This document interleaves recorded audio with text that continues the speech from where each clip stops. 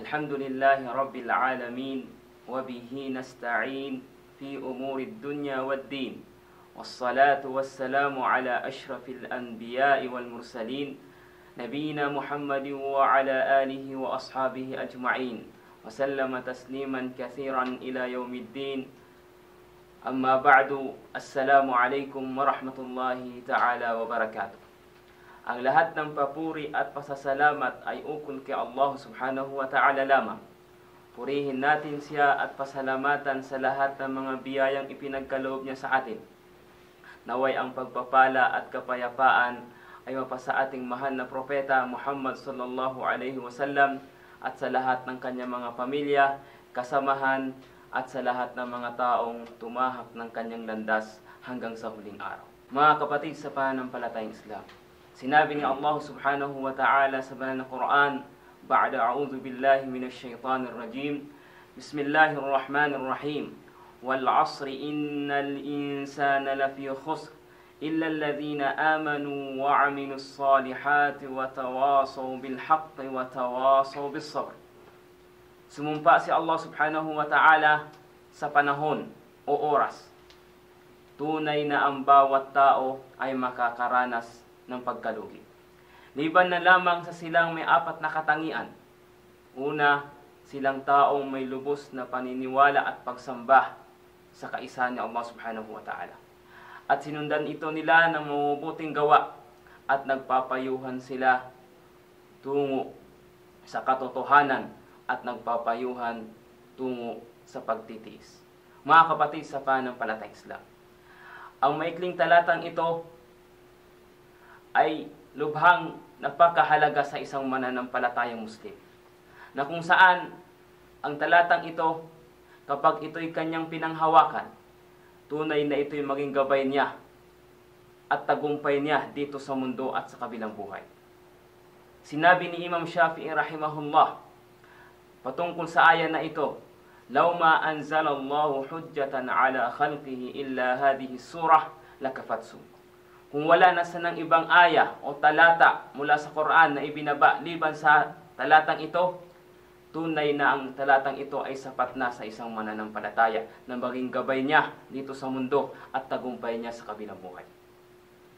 Mga kapatid sa pananampalatayang Islam, si Allah subhanahu wa ta'ala ay malayang sumumpa sa lahat ng kanyang mga nilikha. At kapag si Allah subhanahu wa ta'ala ay sumumpa sa kanyang mga nilikha, nangangahulugan na ito'y napakahalaga sa kanyang mga nilikha. Si Allah sa talatang ito ay sumumpa siya sa panahon. Tunay na ang panahon, mga kapatid, o oras ay napakahalaga sa isang Muslim, sapagkat ang buhay niya sa mundo ay panandalian lamang. Sinabi ng ating mahal na propeta Muhammad sallallahu alaihi wasallam, kun fid dunya ka'annaka gharibun aw abiris sabil. Gawin mo ang iyong sarili sa mundong ito na para kang isang estranghero o isang manlalakbay.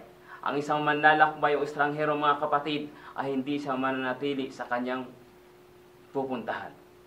At sinabi pa ni Abdullah ibn Umar radhiyallahu anhu, wa idha amsayta fala tantadir as-sabah wa idha asbahta fala tantadir al-masa wa khudh min sihhatika limaradik wa min hayatika limautik. Kapag ikaw ay dinatnan ng umaga, huwag mo nang hintayin na ikaw ay datnan pa ng takip silip. At kapag ikaw ay dinatnan ng hapon, huwag mo nang hintayin na ikaw ay datnan pa ng umaga. Samantalahin mo ang iyong kalusugan sa paggawa ng pagsamba kay Allah subhanahu wa ta'ala bago pa man dumating sa iyo ang mga sakit. At samantalahin mo ang iyong buhay dito sa mundo sa paggugol ng paggawa ng kabutihan sa Allah subhanahu wa ta'ala bago man dumating sa iyo ang kamatayan. Mga kapatid sa pananampalatayang Islam, nangangahulugan lamang na ang panahon o oras natin sa mundo ay napakahalaga.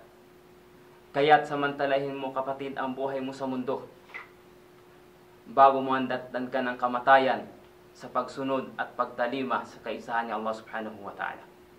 At sinabi na dahil lumikha, tunay na ang bawat isa sa atin ay makakaranas ng pagkalugi. Kung ang isang tao ay nalugi dito sa mundo, sobrang napakasakit. Paano pa kaya kapag ang isang tao ay nalugi sa kabilang buhay, na kung saan kanyang ginugol ang kanyang buhay sa mundo sa paggawa ng kasalanan at pagsuway sa Allah subhanahu wa ta'ala. At sinabi ng Allah subhanahu wa ta'ala, ang lahat ng tao ay makakaranas ng pagkalugi, liban na lamang ang isang tao ay mayroong 4 na katangian.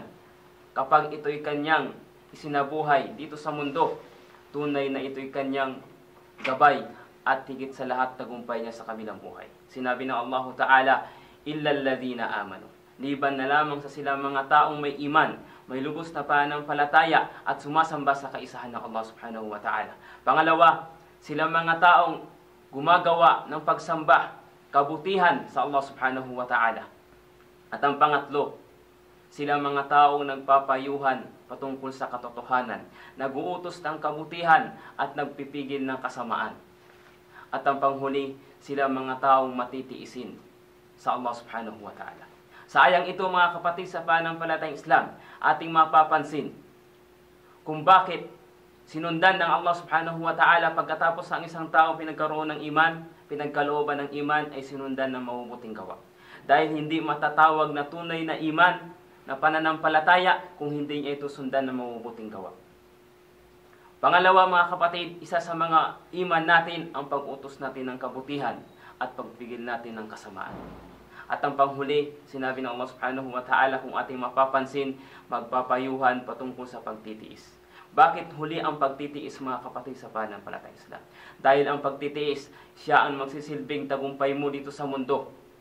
Kapag ikaw ay may pananampalataya, naghahanap ng kaalaman at may iman sa Allah subhanahu wa ta'ala, anumang dumarating sa iyong pagsubok, kapag ikaw ay nagtiis sa Allah subhanahu wa ta'ala, tiyak na ikaw ay magtatagumpay. At kapag ikaw ay gumawa ng kabutihan, ng pagsamba sa Allah subhanahu wa ta'ala, kinakailangan mo ng pagtitiis. At kapag ikaw ay nagpapahayag ng salita ng Allah subhanahu wa ta'ala, nag-uutos ng kabutihan at nagpipigil ng kasamaan, tunay na kinakailangan mo rin ng pagtitiis. At sa lahat ng bagay mga kapatid ay kinakailangan ng pagtitiis. Sinabi ng Allah subhanahu wa ta'ala, innama yuwaffas sabiruna ajrahum bighairi hisab. Sila mga taong matitiisin, tiyak na ipapagkaloob ni Allah subhanahu wa ta'ala ang kanilang mga ginawang kabutihan na kung saan ay mayroong taglay na pagtitiis. At sa kabilang buhay ay kanilang makikita ang kanilang mga gantimpala. At sinabi pa ng Allah subhanahu wa ta'ala, inna Allaha ma'as sabirin. Tunay na laging kasama ni Allah subhanahu wa ta'ala ang mga taong matitiisin. Mga kapatid sa pananampalatayang Islam, sa huli ay ibibigay ko sa inyo ang aral na mapupulutan natin sa ayang ito. Una mga kapatid, nararapat sa isang Muslim upang maging matagumpay ang kanyang pamumuhay dito sa mundo at makamit niya ang paraiso ng Allah subhanahu wa ta'ala, kinakailangan niyang 4 na bagay. Una, kinakailangan niya ng kaalaman. Upang sa ganon ay makamit niya ang tunay at matibay at malakas na pananampalataya sa Allah subhanahu wa ta'ala. Pangalawa, kinakailangan niya o sundan niya ito ng mabubuting gawa. At pangatlo, kinakailangan niyang mag-utos ng kabutihan at magpigil ng kasamaan na ayon sa pamamaraan ni Propeta Muhammad sallallahu alaihi wasallam. At panghuli, ang pagtitiis sa lahat ng pagsamba sa Allah subhanahu wa ta'ala, maging sa paghanap ng kaalaman o paggawa ng pagsamba, maging sa pagdadakwa, kinakailangan natin ng pagtitiis. Kaya sinabi ni Imam Al-Bukhari rahimahullah sa aya na ito, babun al-ilmu qabla al-qawli wal-amal.